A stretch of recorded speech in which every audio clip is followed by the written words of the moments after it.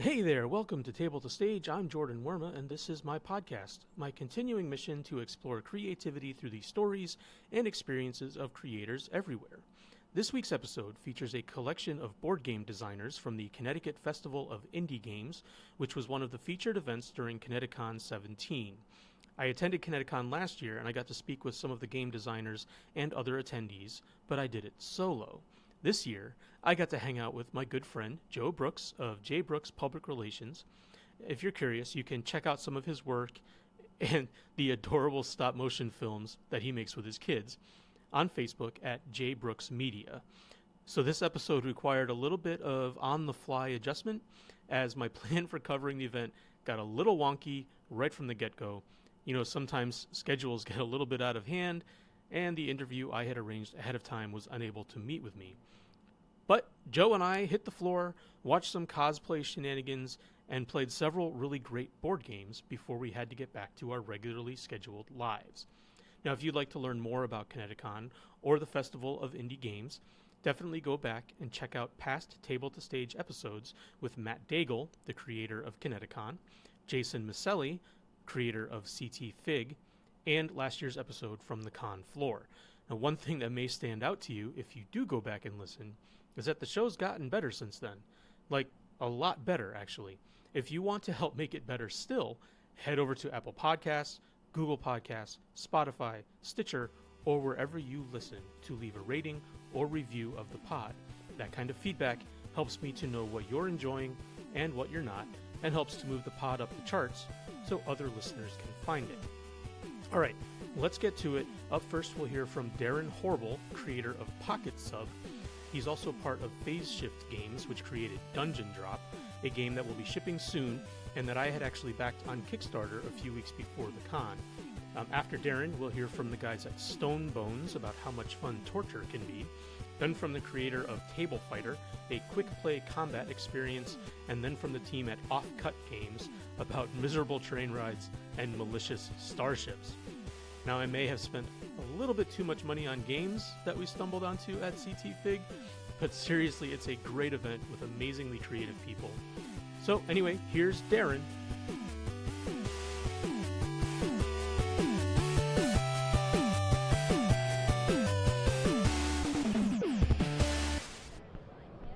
All right, so this is a game that, like I told you before, I actually backed myself. I thought it was really interesting. So tell us a little bit about Dungeon Drop. Well, Dungeon Drop is a game where you actually create a dungeon by dropping a group of cubes, and that forms a dungeon by having pillars, which are the gray cubes, and every three pillars can form a room. That's how you form a room. Whatever's inside of that room, you scoop up, and some of it might be treasure, and some of it might be monsters that will actually do you damage. Now, you can't take any more damage than your character has. Your character is a combination of your race and your class, and each race and class also has its own special ability, which you can use once per turn.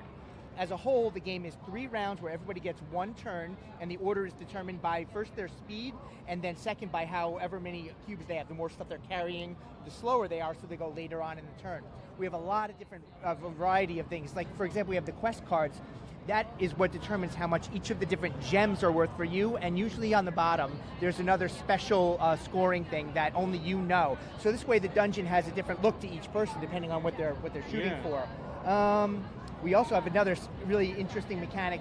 When we were first playing, when people would get a little bit of analysis paralysis, not sure where to go, eventually people would start saying, oh, well, why don't you try that or that, even though it's the other player. Well, what we're doing now is we're making it official. You get a meeple, and if you place your meeple where you think they should go, and they go there, you actually get a point on the teamwork track. What that does is it helps people kind of move their thought process along, because if the player puts down their meeple before any of the other whose turn it is puts down theirs, then nobody gets a chance at that point. So, you know, it kind of adds a little bit of drama and tension to making your choice. So, what's the target demographic for a game like this? This is really, it is like, well, fantasy is becoming more popular in general across the board, and this is very kind of like light, fun, family-oriented. The art is very appealing for all ages. I mean, really, I think this is, it's even more mass market than we originally thought when we were first going at it. Yeah, the artwork's really fantastic. Yes, we love our artist. We met our artist because we're working on another game called Queen's Quest, and that artist saw our Queen's Quest pixel artist and loved it and made like a fan fiction-y kind of picture of that, and then we loved that, so that when we were picking the art for this, so it all comes full circle, and she's wonderful, and she's very responsive, and yeah, we're so lucky to have found this particular artist. Yeah. Now, is this game available now, or is it still being backed? Sorry, the Kickstarter is done today, and for about a week and a half or so, people can still go online and do a late pledge, and then the reason why that's important is because the deluxe version is available through that. Means that's where you get like your painted meeples and so on. After that, then you'll only be able to get it through retail, which will be the original retail version. So I would encourage anybody who wants to get the special deluxe version that they do it before the late pledge is over. When do you expect it to go to retail? Our February is when we have planned. Okay, yeah. so it's coming up pretty soon. Yes, and we're on target to hit February. We are on target. Yeah. Great. So what other games do you have on display here at FIG? Okay, we have a bunch of different things here. This right here is Pocket Sub, which is a part of my other company, which is Geek Fever Games, where it's 4 of us are designers. I was the designer, and Alley Cat Games is the publisher of that. And because we're friends with Alley Cat, we also carry a few of their other titles, which you can see down there, like Dice Hospital, Ruthless, and so on. Then on the far end, my partner Jason is the designer of that game, published by Thundergriff, another company that we're very friendly with, so we carry some of their games as well when we go to conventions. And that's like the piratiest of all pirate games, where you're doing all kinds of different things. You have multiple, you can even see later, the ships, you have a ghost ship version, you have pillaging, you have going up and digging up buried treasure. It's a lot of fun. Yeah. So pirates seem to be coming back in a big way, as well as with the other fantasy genres. Yeah, everything goes through its cycles. Yeah, there's a bit of a pirate craze, yes, and fantasy is of course always popular. Yeah. So it's just always popular. So do you have anything else that you're still working on that's not quite ready for a showcase at the convention? Well, we have Queen's Quest, which is more of we're going like with a retro 8-bit style. It's sort of like a roguelike in board game form. So it's kind of ironic in a way, because started out mimicking some role-playing stuff, went to digital, now it's back to board game stuff. So we're working on that, but also the popularity of this game is also making us think about, well, maybe we should change our order up a little bit of some of the stuff we're working on to make sure that we're, So Dungeon Drop is changing the way you're approaching other stuff now. Yes, Dungeon Drop was so successful that we can't not, we have something really special here. Yeah. What do we want to do with that? Well, I know I'm looking forward to playing it at home with my kids too. So. Excellent. Yeah, and me too with my son. He's one of our best play testers, and I can't wait to get the full official version myself. Yeah. So, yeah. Well, that's great. Thank you so much, Darren. Thank you very much. Right. My name is Michael Lynn. I'm part of Stone Bones Games. Okay. I'm James Stones. I'm the head developer at Stone Bones Games. Okay. So tell me about Stone Bones Games. What kind of stuff are you guys working on? So this is actually our first project. This is a nice, small, compact travel size game. It plays about half an hour. It's a blind auction game. We've got a couple other projects in the works that we want to follow this up with. I'm actually working on an engine building game. It's based off of the auto chess stuff. We want to try to ride that wave because it's a lot of fun. And I have a nice big legacy game that's on my back burner. So if we take off, people will see that as well. It's going to be really exciting. So what was the inspiration behind this wonderful, friendly, family-friendly game that we're looking at right now? So the inspiration behind this, we started it out, we wanted to kind of sort of put together a blind auction bidding game, and the theme we have behind this was that, what could be something kind of whimsical but kind of serious. A little macabre. So, a little bit macabre, yeah. So we landed on, okay, well, Game of Thrones is hot. Let's capitalize on this. What else is hot? The Office is hot. So let's put these together. So the theme is kind of The Office meets Game of Thrones. So this is like if Roose Bolton was working with the paper company. Right. It would be Roose Bolton is, the head. Yeah. And then people who are, torturing their guys, they're just middle class. They live out, in Winterfell. They got families to feed. They come in, punch in, put on their hood, complain at the water cooler. And we're playing another guy today. Okay, let's just get this done and go home. So talk you fiend. What is the big mechanic behind this game? So it's a blind auction bidding game with a twist where everyone wants to play the high number, but if you go over the cap, the high number loses. So it's like It's a kind of demented version of blackjack if everyone's adding all their numbers together. So there's some strategy, there's some, you go pay attention, and a little bit of math, it sounds like.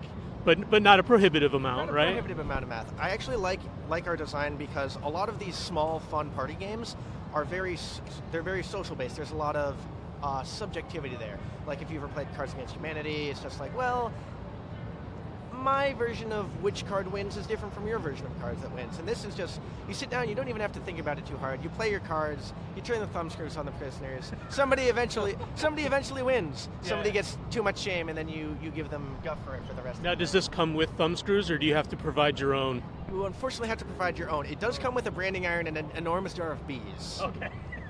So what's the plan for launch on this game? So for this game, we are planning to launch our Kickstarter at the end of this month. We're looking at July 30th for the launch date for this game. And afterwards, we launch on Kickstarter, and then right after the campaign ends, we're going to go right into manufacturing. We're hoping to get copies into the hands of our backers by Christmas. Oh wow, that's a quick turnaround. It's a small game, so we figure a quick turnaround is pretty doable. Yeah. Our scope is, I don't want to say limited, but I think it's reasonable. It's our first project, so we want to keep it small, we want to keep it tight and clean. What's your goal on Kickstarter? Do you have a funding goal in mind? Yeah, so we're looking at the ballpark of getting everything fully funded from factory to our fulfillment center. We're looking at in the ballpark of $8,000 to $10,000. Oh, that seems very manageable. Do you know what sort of perks and things are going to be available to the backers? So some of the high-end ideas we're having is that for a certain amount, you can help us design your own prisoner. Aha, okay. That sounds like fun. It is. And we actually also, the backs of our cards have a player number on them, so you don't get your cards mixed up. And the final version will also have caricatures of torturers and executioners on them. And if you really want your face on the card, you can back us, and you can have your own set of torture devices. So you can back your Kickstarter and end up as a victim on your torture table. As a torturer. So you are the... so you get the torture tools. You don't end up on the You will table. have your caricature on the back of your own set of cards. Okay. Great. Well, I hope you guys, best of luck with it. It looks like a lot of fun, and Kickstarter seems to work for a lot of people. Definitely. We've got our fingers crossed. Yeah. All right. Well, thank you so much. Absolutely. Okay, go ahead, introduce yourself. So my name is Nick Everlith. I'm the developer of Table Fighter, which is a fighting card game. It has all of the fast-paced action of a fighting game, but you play it with cards. Because it's a fighting card game, we actually don't have any randomness, so you stack your deck before the game begins, and then from there on, you never shuffle, which means that everything that happens in the game is a result of your decisions. Oh, so you can kind of plan what your steps are going to be based on the way you picked your cards up. Okay. What was the inspiration behind creating this game? So it started with a lot of me testing with my friend. I make a lot of different board games, and I was trying to make a game that me and my friend could play over and over and over again and not get tired of it.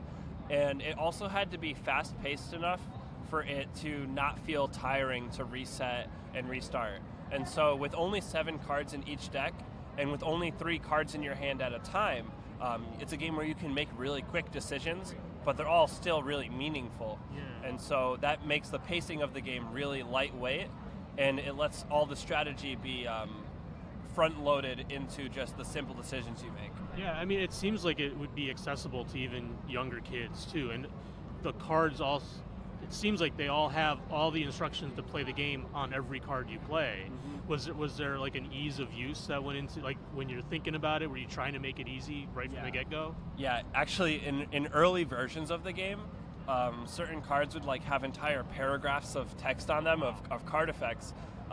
And it wasn't until I started testing with children, like 7 to 9-year-olds, that I realized that everything had to be based on symbols, and the whole visual language of the game, all the rules had to be on the cards. And once we figured out something that worked really well by testing with a lot of different age groups, both like adults. One of our main testers is a grandmaster in chess, but he's like, I think he's like 70 or 60, so he's really old, and so he has very blunt feedback about the graphic design of the cards. But so do children. If children are not able to use the cards to their fullest, then what's the point of having those effects? Right. So we simplified everything until it was really cleanly cut. Yeah. How did you come about the visual style of the game? Was there a specific art style that you were going for? Yeah, so the actual style of the graphic design just used really clean, easy to understand symbols for everything, but the colorful explosiveness of the cards is because it's a game where you flip both of your cards over at the same time, and there has to be a really strong immediate emotional impact when you see the color. Like when you see big flashing green or a big flashing blue, you immediately know if you lost your one, and that makes the game feel more dramatic when things get revealed. As for the colors like the super orange, it's based on like the ultra finishers in games like Street Fighter, where the whole screen glows orange when you finish with a super. Yeah, it has that kind of the bang pow zoom kind of feel to it. Exactly. No, and it's all contained in one box. It's really easy. Like you could travel with it, you could play it anywhere. How many players can play this, and what's the character idea behind it? So since the base game comes with 8 characters all in one box, and there is a multiplayer mode, you could technically see 8 people at one table with just one box. Wow. Competitively, since the game is obviously very competitive, if you want to play in like a tournament setting, if both players have one copy of the game, then you could play any mirror matchup. So like if I like Chad and you like Chad, we can both play Chad. Right. But for casual play, all you need is one box to pretty much infinitely play the game. Oh, that's great. You said the base game. Is there another level to this? In the future. Okay. Yeah. What's that looking like it might include? Nothing is certain, but we are definitely going to be adding new characters and potentially new alternate costumes for the existing characters with fancier card backs, so that you can have like that cosmetic option if you're really passionate about a certain character. Okay.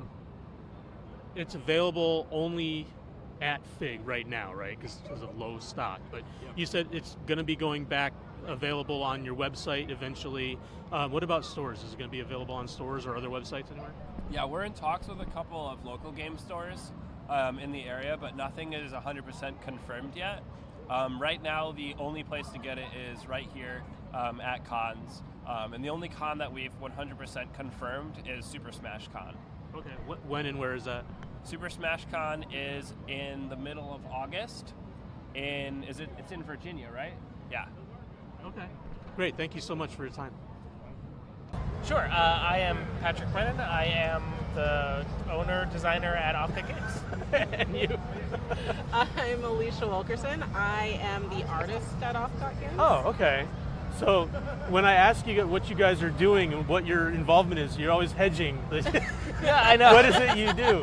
But it seems like you actually do have specific roles within this production. No, we're just hesitant about it for some reason.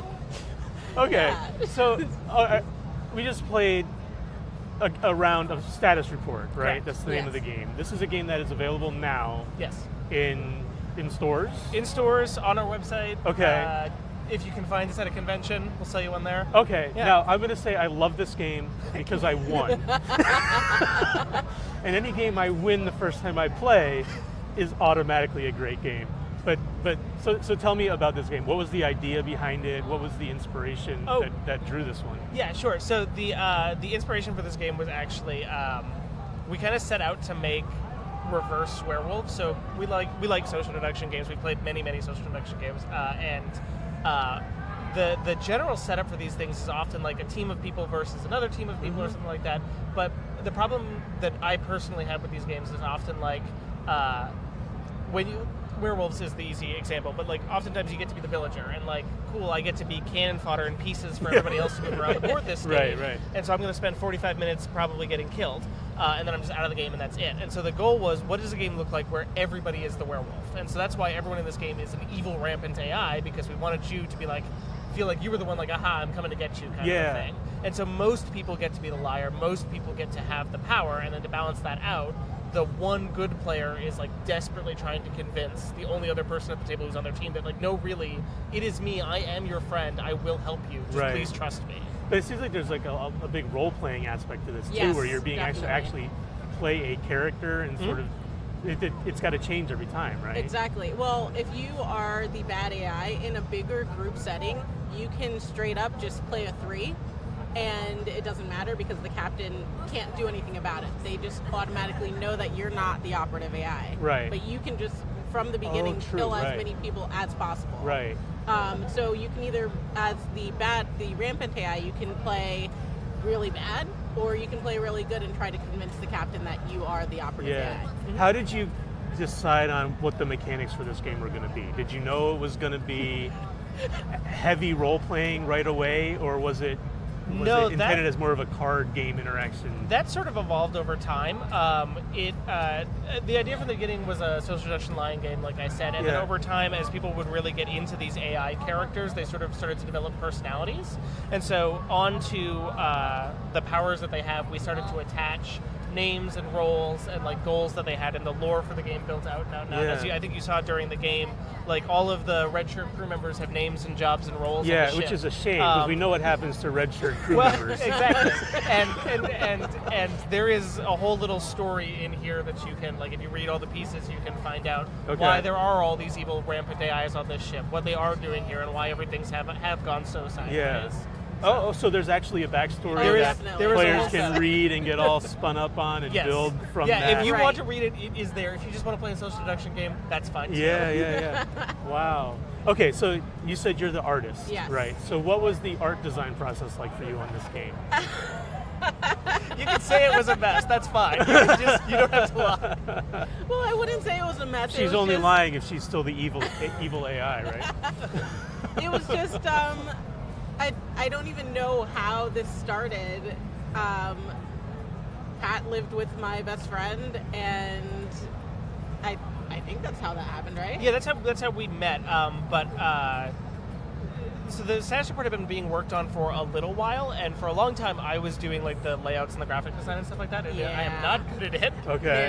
No. And so Alicia got a bit of a challenge because she kind of came into a project that was sort of underway already on the first Kickstarter, so you came in after it even. Oh wow. Yeah, on the first Kickstarter, and so we worked together. Because we did the 100. Yeah, exactly. And so we put together a small little game, just came like a deck of cards basically, and like that was the original version of this. Yeah. And then we moved to a second Kickstarter, and at that point it was sort of like, okay, I want to try and give as much of this to you as I can because what you did was great, and I need you to do more of the good stuff throughout the whole game, so the whole thing kind of has a little more cohesion to it. So the concept of the game came from you. Yes. And then you made it cohesive. A lot of the partnership between me and Pat is Pat saying, "I want this," and me saying, "What you actually want is this." Right. Let me show you what you actually. Let me show you what you mean. The idea and the execution are very rarely the same person. No. So when you guys met and decided you're going to collaborate on this, what was the experience like for you? Because it seems like you didn't really have an established relationship beforehand, right? Sure. I mean, you kind of casually knew each other a little bit. Right. Yes. But then you decided you're just going to start working together, not just on this game, but now on additional projects too. Yeah, I think that we have a great working relationship, honestly, because it's one of these things where it's like we were acquaintances and we were like friends of friends. So like we got along and we saw each other at parties and things like that, but it didn't have the complications that I think that come from like, this person is a good friend of mine, let's start working together. Yeah. Like that can get a little bit fraught sometimes, I think, but we haven't had that at all. Yeah, so this other game that you guys have still in development, getting ready for eventually a Kickstarter of its own. What was the idea for that?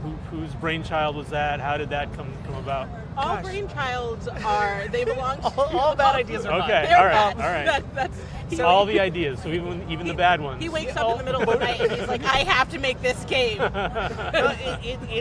So that one started as wanting to do a deck de-builder. So there's lots of deck building games where you like pull from a central pool and make a thing.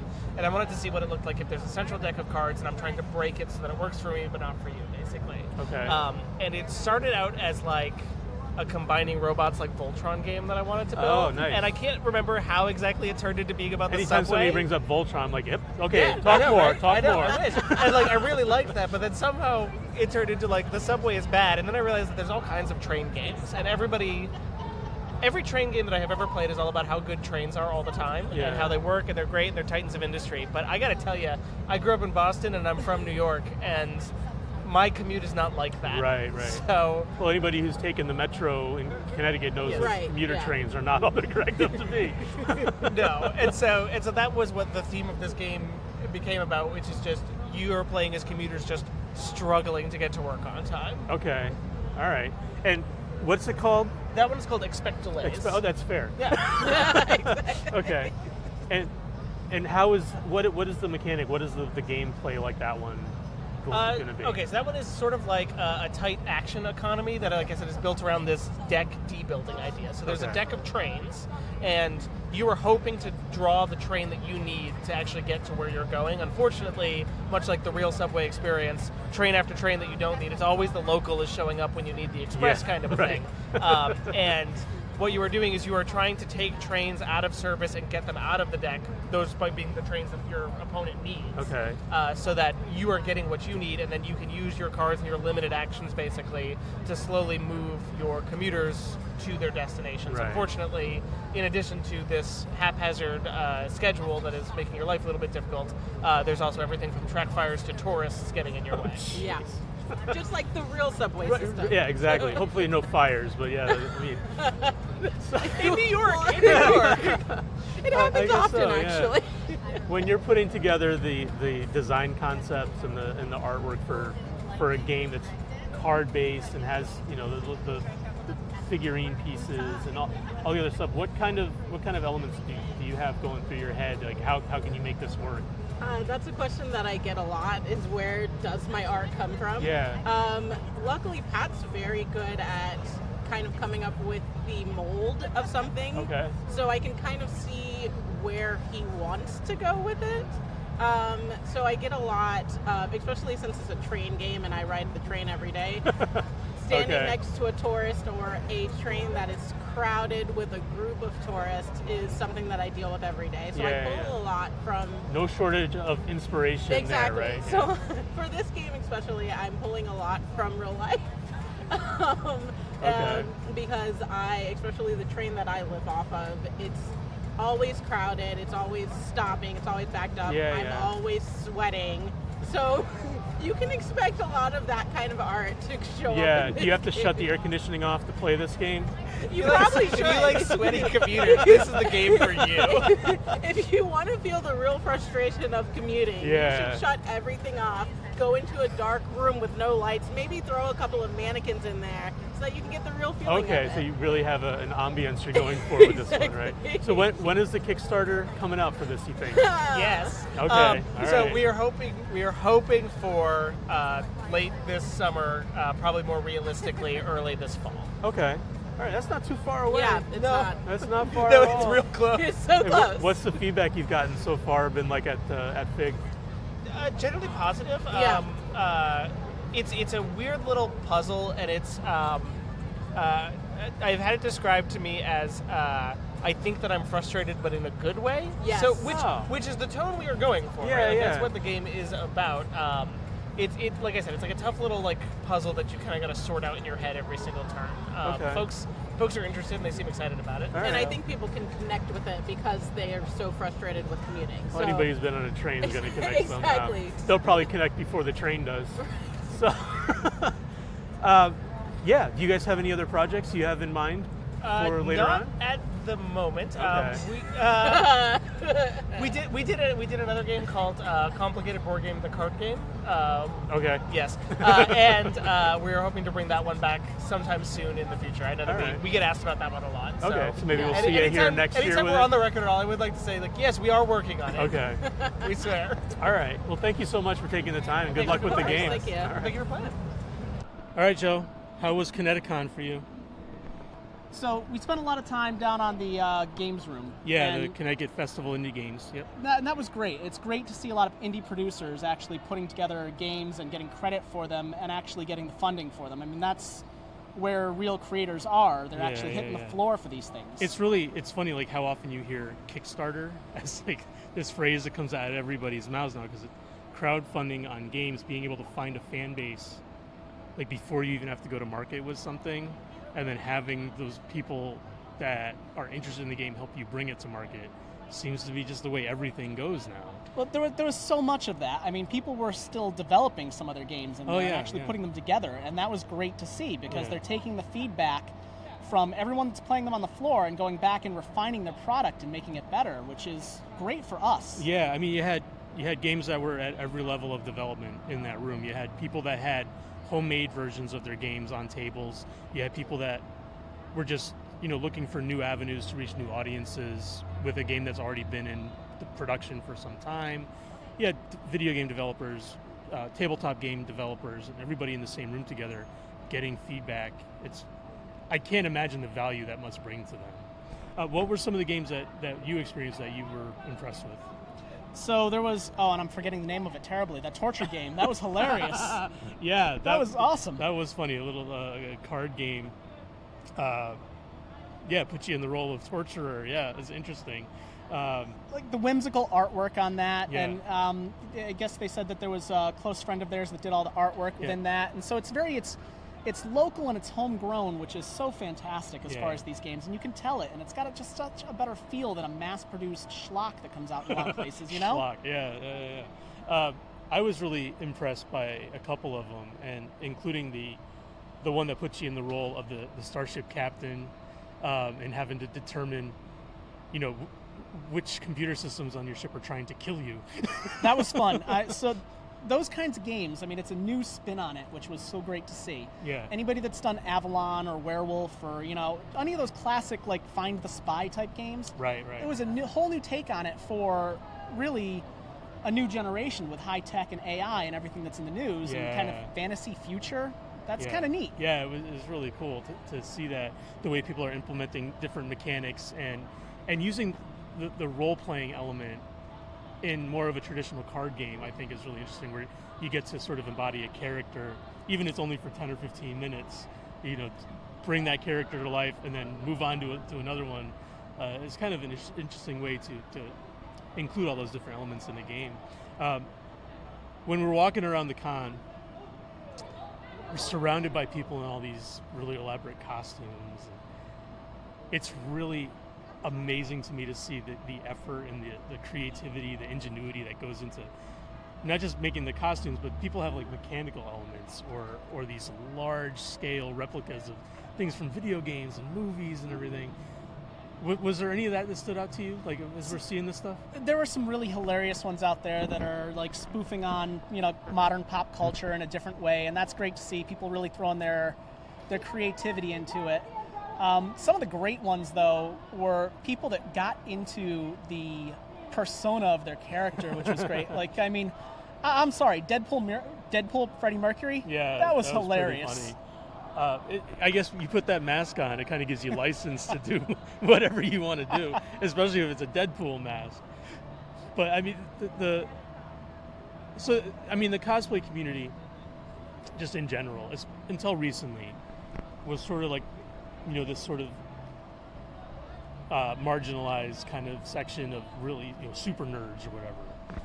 And this kind of event, whether it's Comic-Con in San Diego, these huge, large-scale things, or something more local, which is still, it's huge. This is giant. This is big. Thousands of people, but, they're able to express themselves and show their love for whatever their particular fandom is. And the effort and the artistry that goes into creating all this stuff is fascinating to me. Like, the dedication and creativity is really on full display at something like this. Well, it's such a wonderful community, too, because everywhere you look, people are congratulating each other for the creativity, for the effort they put in, for the work. They're really admiring what others can do. And it's not just, hey, I found this on Pinterest. It's, hey, I worked through every aspect of this, and thank you for recognizing me. And people, they're so happy here. Yeah. It's great. And it's not just people are replicating, here's what I saw. It's sometimes they're combining elements from, I'm a, whatever it is, like big Transformers fan, but I'm also a Ninja Turtle fan. So here's a mechanical Raphael or something like that. Oh, yeah, the cross-genre stuff. Yeah, it's really fascinating to see that stuff. Overall impression of the con this year? So I had a great time with it. Again, we spent most of our time on the board gaming floor, it's which easy is to get lost ultimately, in there. that's just kind of where I would end up naturally. but to see this, it was fantastic. It's a great community, and it's so great to see, what used to be nerd culture, fringe culture, becoming something that's, popular and accepted and good. Yeah. And when it's kept to a good community, it really is just a fun, loving community. Yeah, it really is just a fun environment to be in. I may have to try this in a costume one year or another, but take you up on that challenge. Yeah, right. All right, thanks. Thank you. Well, that's going to do it for me from ConnectiCon and CTFIG for 2019. Again, please leave a rating or review of the pod on Apple Podcasts or wherever you listen. And if your podcatcher of choice doesn't allow ratings, you can email your thoughts to tabletostage@gmail.com. Feedback is always great to hear. Until next time, keep creating.